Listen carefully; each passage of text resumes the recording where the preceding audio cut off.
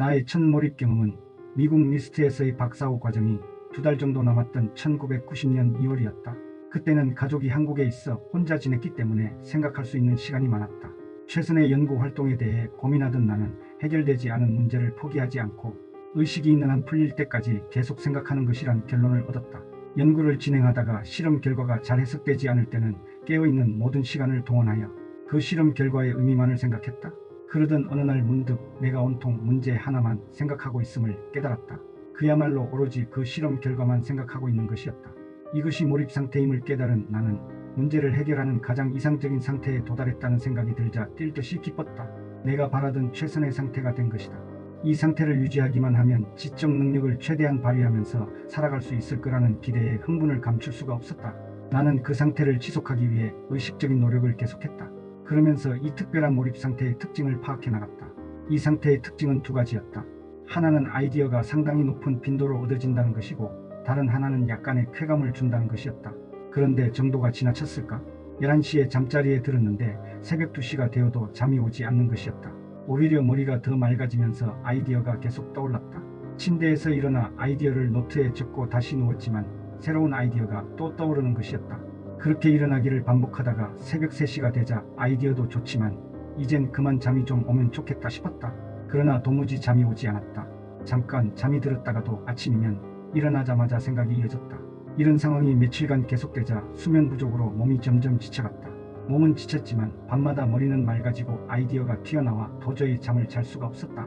이런 생명부지의 상태가 계속되자 서서히 불안감이 들기 시작했다. 이러다가 뭔가 잘못되는 건 아닐까?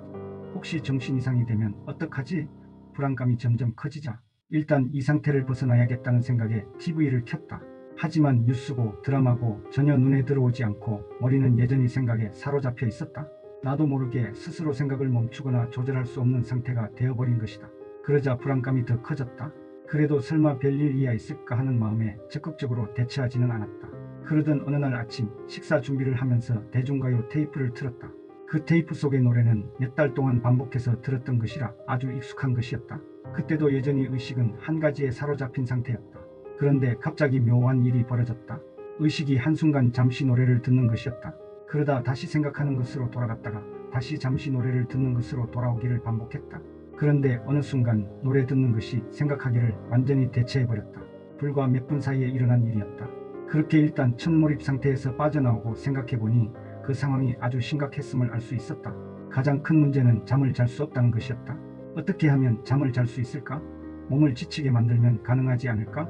그렇게 해서 시작한 것이 테니스였다. 예상은 적중했다. 몰입하는 동안 매일 규칙적으로 테니스를 쳤더니 잠을 못 자는 현상이 사라졌다. 오히려 몰입적 사고를 오래 하면 할수록 건강이 좋아지고 의욕도 넘치게 되었다. 그뿐만 아니라 몰입 상태로 들어가고 유지하는 데도 큰 도움이 되었다. 이러한 경험에서 얻은 결론은 장기간의 몰입을 위한 중요한 조건 중 하나가 규칙적인 운동이라는 것이다.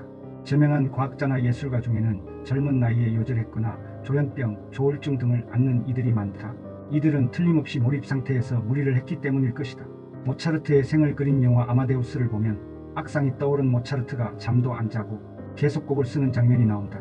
이것은 극도의 몰입에 빠져있는 상태다. 뉴턴이나 철학자 비트겐슈타인, 화가 반 고흐, 천재 수학자 존 내시 등은 조현병을 앓았다.